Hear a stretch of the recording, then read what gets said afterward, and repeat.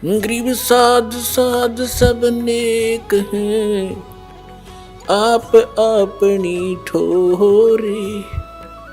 जो सतलोक ले जावेंगे वो साधु कोई और।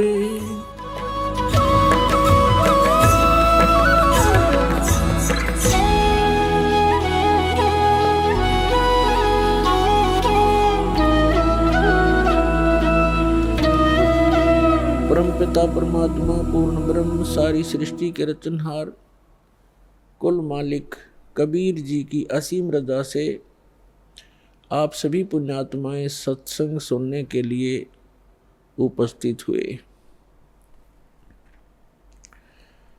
सौभाग्य आपका, आप जी सतलोक आश्रम बरवाला जिला हिसार हरियाणा के अंदर आप उपस्थित हुए।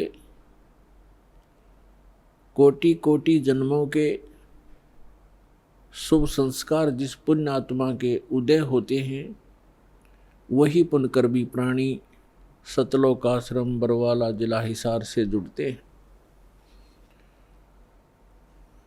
उन पुण्यात्माओं के पूर्व संस्कारों की गिनती नहीं हो सकती। परमेश्वर कबीर जी हम सभी आत्माओं को यथार्थ ज्ञान कराने के लिए आते हैं और वो ज्ञान वो अपने मुख कमल से स्वयं बोलते हैं। उसको श्रीमद् भगवत गीता अध्याय नंबर 4 के श्लोक नंबर 32 में कहा है कि सच्चिदानंद घन ब्रह्म की वाणी में ब्रह्मण मुखे। ब्रह्मण मुखे का अर्थ है सच्चिदानंद घन ब्रह्म की वाणी में धार्मिक अनुष्ठानों की जानकारी विस्तार से कही गई है।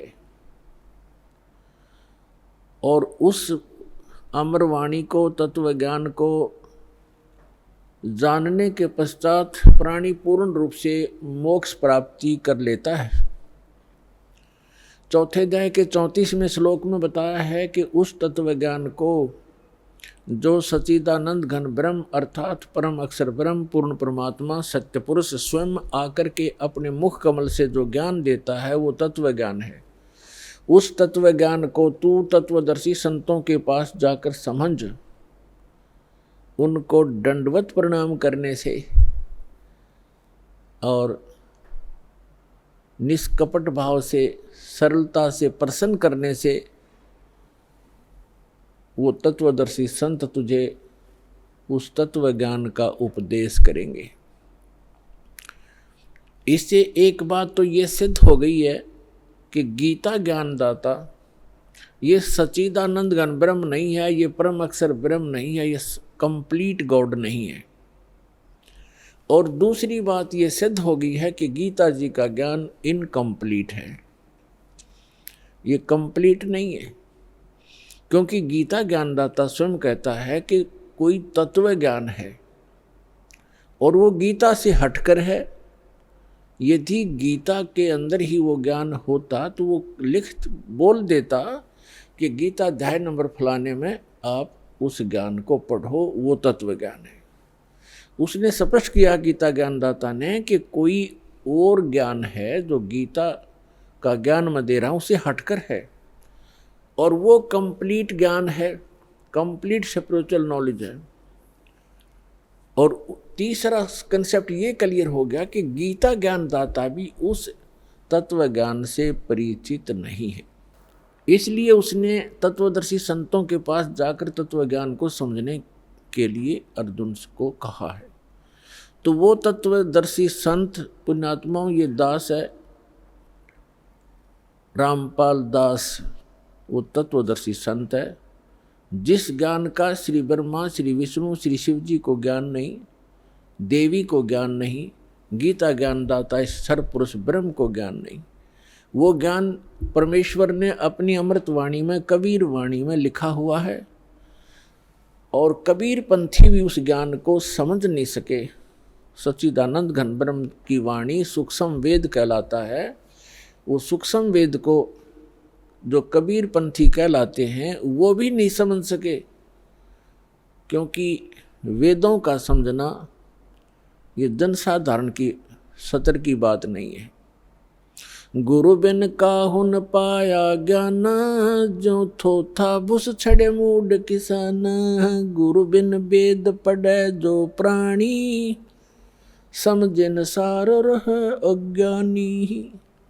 क्योंकि गुरु के बिना वेदों को समझा नहीं जा सकता, और गुरु के बिना जो वेद पढ़ते हैं उनको निष्कर्ष पता लगता नहीं, सारांश से परिचित नहीं हो पाते।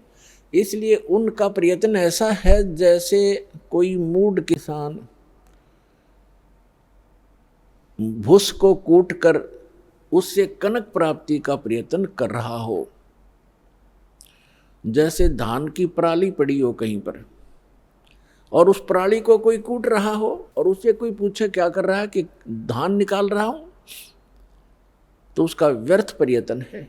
वो बुद्धिमान व्यक्ति नहीं है, या तो शराब के नशे में या कति मेंटल है। तो इसी प्रकार बताया है कि वेदों का गुरु के बिना पढ़ना, ये नकली गुरुओं से भी वेद नहीं पढ़े जा सकते। आज तक के जितने ऋषि महर्षि हुए ये सारे नकली गुरु थे, ये गुरु नहीं थे। इनको अध्यात्म ज्ञान शून्य था इनका।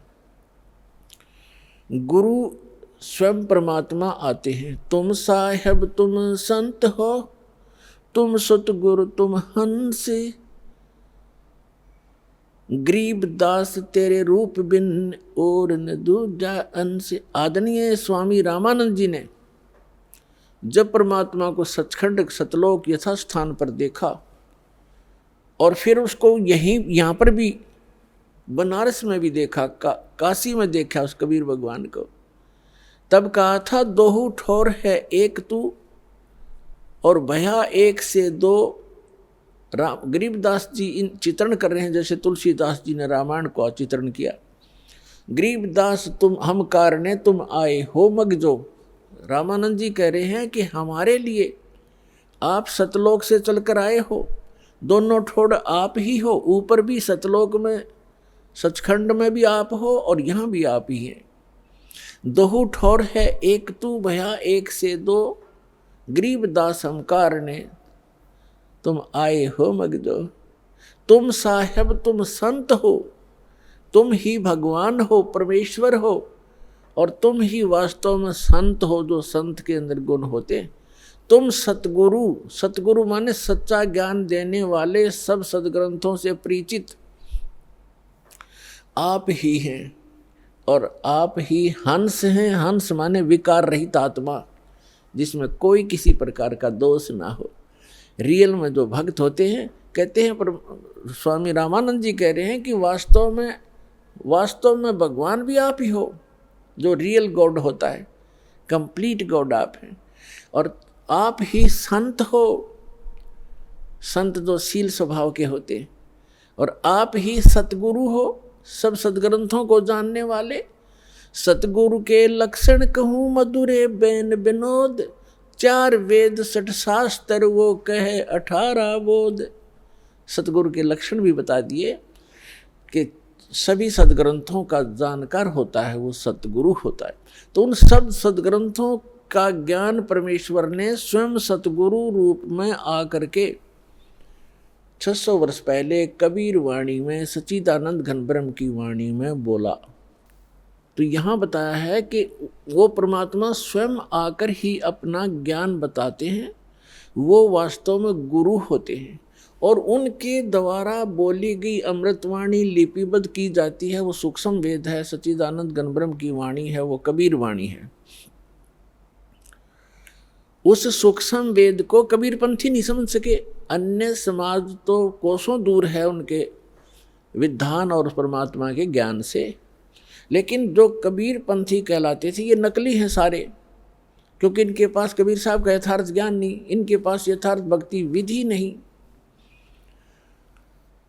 तो इसलिए उसके पश्चात परमात्मा स्वयं फिर अन्य महापुरुषों को भी मिले अपना साक्षी बनाने के लिए कि कबीर इज गॉड।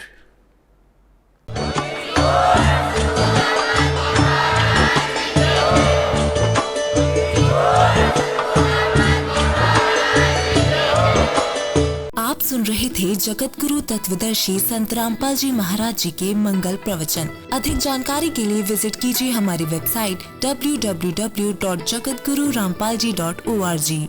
संत रामपाल जी महाराज जी के शुभ आशीर्वाद से पूरे विश्व भर में 500 से भी ज्यादा नाम दीक्षा केंद्र हैं, जिन पर संत रामपाल जी महाराज जी द्वारा ऑनलाइन निशुल्क नाम दीक्षा दी जा रही है। अपने नजदीकी नाम दीक्षा केंद्र का पता करने के लिए संपर्क करें 8222880541।